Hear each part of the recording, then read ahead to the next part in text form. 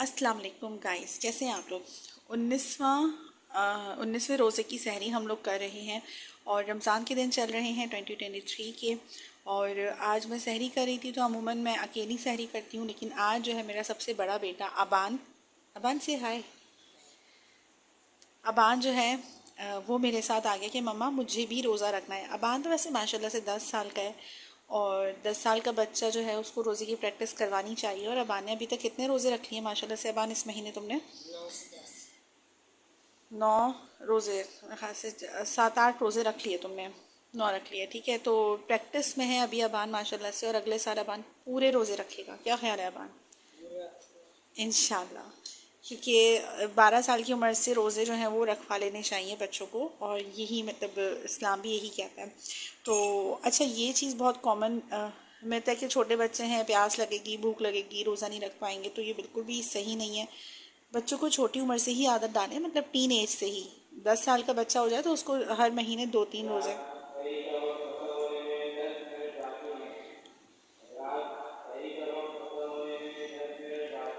घर के बिल्कुल सामने मस्जिद है, और अभी अभी आवाज़ आई है, बिल्कुल हमारे घर के सामने मस्जिद है। तो अभी अभी आवाज़ आई है कि सहरी का वक्त ख़त्म होने में 10 मिनट बाकी हैं। तो अबान ने जो है खजला फेनी जो होता है ना, उसमें फेनी अबान को बहुत पसंद है। तो अबान ने सिर्फ हाफ प्याला जो है ना, हाफ बॉल फेनी का खाया है। तो अबान इतना सा क्यों खाया है?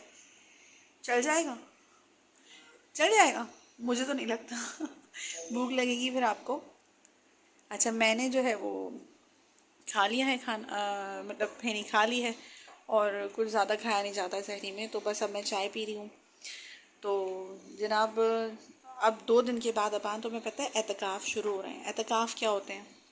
लोग वो मस्जिद में बैठते हैं ना। हाँ, और और क्या होता है? और वहाँ पे बैठते हैं। फिर वो चांद रात वाले दिन निकलते हैं। चांद रात वाले दिन तो मस्जिद में बैठ के क्या करते हैं? सिपारा पड़ता है। सिपारा भी पढ़ते हैं, नमाज़ें भी पढ़ते हैं।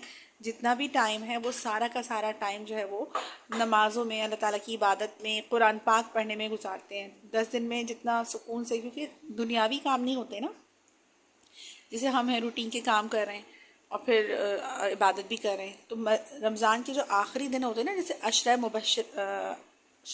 मुबशरा नहीं, अशरा मगफिरत कहा जाता है। अशरा का मतलब होता है 10। तो अशरा मगफिरत का मतलब है कि अब जिसने पूरे रमज़ान रोज़े रखे हैं 20 दिन तक, तो अब वो जो फास्ट हो गया है, वो जो मगफिरत का टाइम है ना, वो फास्ट हो गया है। जैसे वर्कर होता है ना, वो अपना काम फास्ट फास्ट करे तो उसको फ़ौरन मजदूरी मिल के उसको मतलब छुट्टी मिल जाती है। इसी तरह से जो रोज़े रखते हैं ना रमज़ान के, उनको जितने भी उन्होंने रोज़े रखे हैं, तो अब इस अशरे में जो अभी 20वां रोज़े को ख़त्म हो जाएगा, 21वें रोज़े से लेकर 30 या 29 रमज़ान चांद रात तक, तो वो जितनी इबादत करेंगे उतनी ही ज़्यादा जहन्नुम से आज़ादी लिख दी जाएगी। तो अल्लाह ताला जो बोलते हैं, इतना फास्ट लोगों को जहन्नुम से आज़ादी देते हैं। जितने भी पुराने आपके गुनाह होते हैं ना, सगीरा गुनाह, वो माफ़ कर देते हैं अल्लाह ताला। बस जो वालिदैन का नाफरमान होगा वो उसकी माफ़ी नहीं है, जो क़त्ल ताल्लुक़ करेगा उसकी माफ़ी नहीं है, या जो शिरक करेगा वो तो खैर मुसलमान ही नहीं रहेगा। शिरक का मतलब क्या है अबान? शिरक का मतलब क्या है अबान? आप माशाल्लाह 6 क्लास में आ गए हो। शिरक मतलब अल्लाह ताला के साथ किसी और को, मानिएगा। अल्लाह ताला के साथ किसी और को मानेगा। शिरक का मतलब जो मुसलमान ना हो, जो काफिर हो, जो हिंदू हो, मतलब अल्लाह ताला को जो ना माने वो मुशरिक होता है ना, यानी कि जो मुसलमान ना हो। तो इस्लाम में दाखिल होने की पहली शर्त क्या है कि आप अल्लाह ताला को एक माने। तो अल्लाह ताला को जब आप एक मानेंगे, नबी पाक को आखिरी रसूल मानेंगे, तो फिर आप मुसलमान हैं। तो फर्स्ट स्टेप में कलमा तैयबा है, वो यही तो है ना। तो ये जी चाय हमारी जो है ऑलमोस्ट ख़त्म हो चुकी है, और मैंने ये पूरी ख़त्म करी है। अब मैं आपको दिखाऊं कि मैं सहरी में अमूमन क्या करती हूँ। ये जो मैंने अपनी सहरी कर लिया। मैं आप थोड़ी देर लेट जाओ, फिर जैसे ही फजर की अजानें होंगी मैं आपको बता दूँगी। पानी पीना तो और पी लो।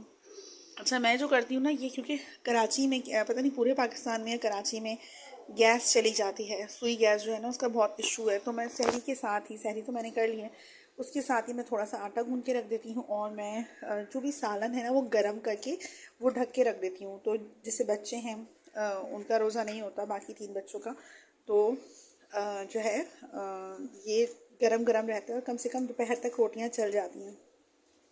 ये भी होता है। और दूसरा, हमारी गैस आती है दोपहर की 2:30-3 बजे, तो उस वक्त जो है फिर थोड़ी देर में अफ्तारी की तैयारी करनी शुरू कर देती हूँ। तो अब मैं रोटियां बनाऊंगी, और मैं आपको एक दफ़ा दिखा दूँ कि सुबह सहर का मंज़र जो है हमारी तरफ कैसा लग रहा है।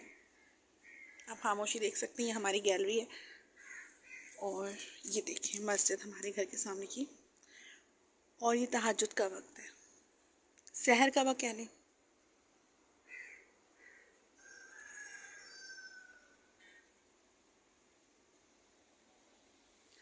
और माशाल्लाह मस्जिद की रौनकें देखें, आपके रात के 4:30 बज रहे हैं और मस्जिद में माशाल्लाह कितनी रोशनी है।